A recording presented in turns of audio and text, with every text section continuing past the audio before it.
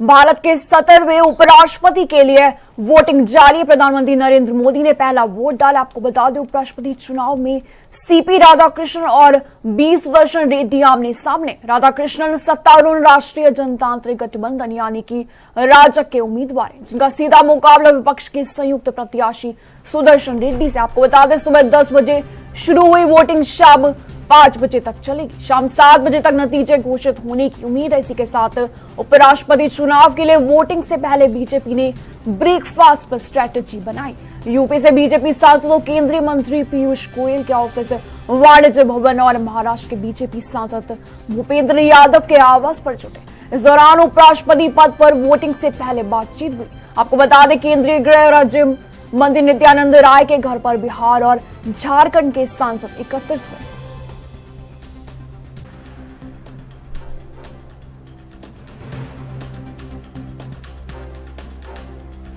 चाहते हैं हर कोई अगर इसमें अपना मत अपना देता, लेकिन मेरा फिर भी मानना है गणित जो है वो एनडीए के उम्मीदवार सीपी राधाकृष्णन जी के पिता के आधार पर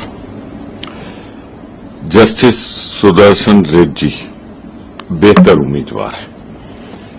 और जो एनडीए ने उम्मीदवार खड़ा किया था, जो मोदी जी की खास पसंद थे, क्यों 2.5 साल बाद ही चुनाव हो गया, तो उनका प्रयोग तो असफल हो गया। मुझे पूरा भरोसा है, जैसे लोग कह रहे हैं अंतरात्मा के नाम पर सांसदगण वोट देंगे। मैं स्पष्ट कर दूं, इसमें चूंकि व्हिप नहीं लागू होता तो क्रॉस वोटिंग नहीं कहलाएगी। ये आदमी स्वतंत्रता पूर्वक ना एक तो वाइजली डिसीजन करने के लिए अगर कांग्रेस ऑनेस्टली कॉल देते हैं तो कांग्रेस के और उनके गठबंधन के लोग बहुत बुरी तरह से और ज्यादा बुरी तरह से हारेंगे, क्योंकि वाइजली डिसीजन है तो उनको तो वोट ही नहीं दे सकते हैं। कांग्रेस पार्टी में बहुत डिसकंटेंट है उस कैंडिडेट के देखे। But anyhow let us, I don't want to go into that detail. We are very very confident we will win with a thumping majority. आज देश को नया उपराष्ट्रपति मिलने वाला है। एनडीए के जो प्रत्याशी हैं श्री सीपी राधाकृष्णन जी, वो निश्चित रूप से बड़े बहुमत से विजयी होंगे और प्रधानमंत्री नरेंद्र मोदी जी के नेतृत्व में पूरा एनडीए एकजुट होकर के मतदान करेगा। सर, कितना आश्वस्त है इस चुनाव को लेकर के? सर 100%। तो जितना एनडीए का नंबर है उससे ज्यादा वोट आएगा। आप लोगों को उम्मीद है कि महागठबंधन के साथियों का भी सहयोग मिलेगा आप लोगों को? हाँ, बहुत सारे लोग महागठबंधन के हैं, वो सहयोग इसमें करने जा रहे हैं। सवाल है कि मतलब 100 से ऊपर परसेंट भी कुछ होता है, 110% विक्ट्री। लेकिन जो विपक्ष के उम्मीदवार हैं वो तो कह रहे हैं कि संविधान को बचाने के लिए पार्टी लाइन से हटके वोट कीजिए। संविधान को बचाना नहीं है। जो विपक्ष के उम्मीदवार हैं उन्होंने तेलंगाना में जो काम किया उस जगह पर रह के आज 8 साल लगा वहां से नक्सलवाद समाप्त करने। तो के अलावा और भी मत जो हैं एनडीए के पक्ष में पड़ेंगे। इंडिया अलायंस के लोग जो हैं, कई ग्रुप जो हैं वो चाहते हैं कि सीपी राधाकृष्णन जी को उपराष्ट्रपति चुने, तो हमें जितने हमारे वोट हैं उससे भी ज्यादा सीपी राधाकृष्णन जी को वोट मिलेंगे, इसमें कोई दो राय नहीं। सर, आज आप लोग आश्वस्त हैं कि सीपी, लेकिन उधर सुदर्शन रेड्डी जी ने भी अपील की है, क्योंकि वो भी वाइस प्रेसिडेंट कैंडिडेट हैं इंडिया ब्लॉक की तरफ से। मैंने आपको बताने उनके खुद के वोट, इंडिया अलायंस के वोट भी सीपी राधाकृष्णन जी को मिलेंगे और एनडीए के सारे वोट सीपी राधाकृष्णन जी को, और इंडिया अलायंस के भी कुछ ग्रुप ऐसे हैं कि वो सीपी राधाकृष्णन जी को वोट देना चाहते हैं। Thank you sir.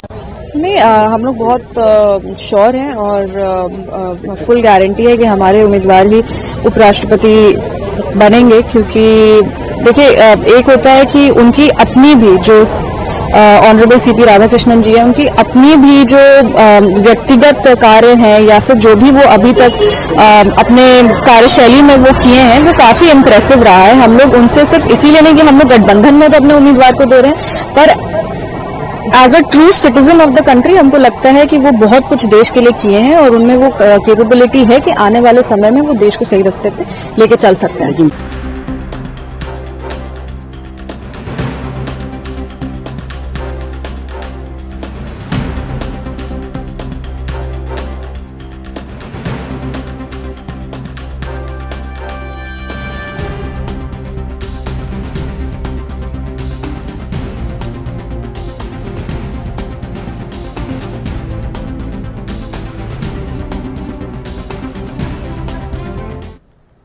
ज्यादा अधिक जानकारी के बीजेपी के जो हमारे नेता तपोष पाल उनका रुख करेंगे। सर बताइए, बीजेपी की तरफ से जो आज कुछ रणनीति बनाई जा रही, ब्रेकफास्ट से पहले भी चर्चा हुई, क्या कुछ संदेश दिया जा सकता है?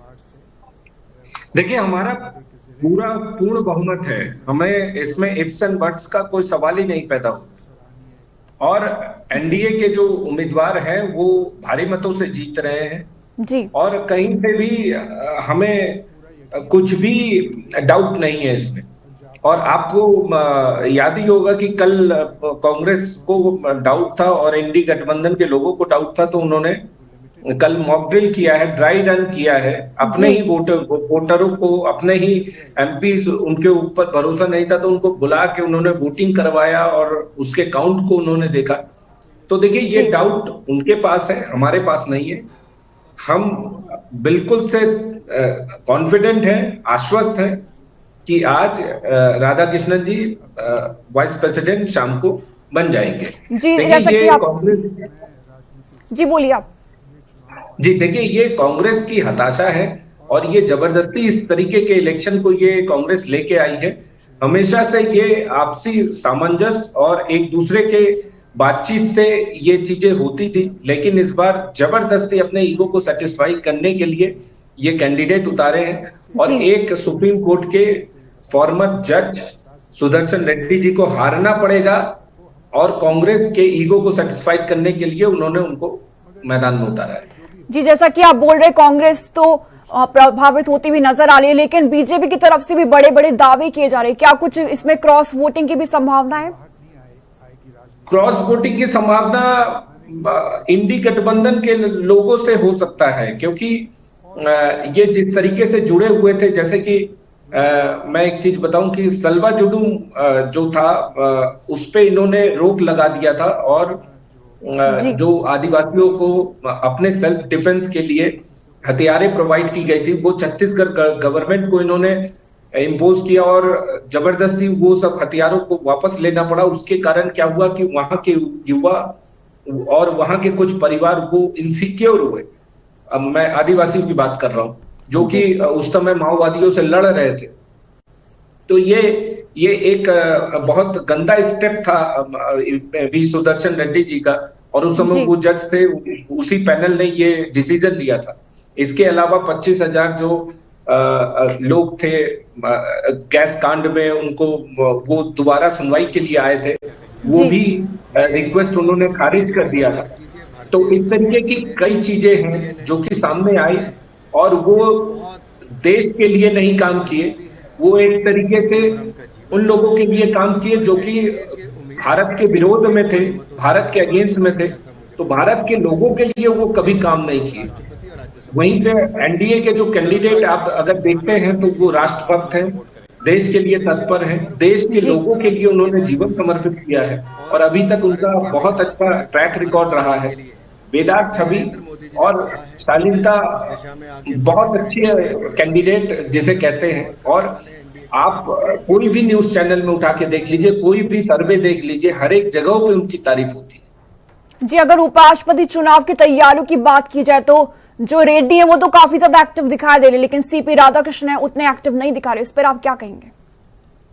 नहीं, सीपी राधाकृष्णन जी बहुत एक्टिव हैं और वो सुदृढ़ता के साथ काम कर रहे हैं और इस इलेक्शन को भी लड़ रहे हैं। इसके अलावा आप अगर प्रधानमंत्री मोदी जी को लीजिए तो मोदी जी कल से बैठकें ले रहे हैं और सब लोगों के साथ बातचीत में हैं, काम कर रहे हैं और संगठन में भी और बाहर भी सारे जगहों पे सब लोग एक ही तत्परता के साथ इस इलेक्शन को लड़ रहे हैं और सब लोग वहां मौजूद हैं। जी, धन्यवाद तमाम जानकारी साझा करने के लिए।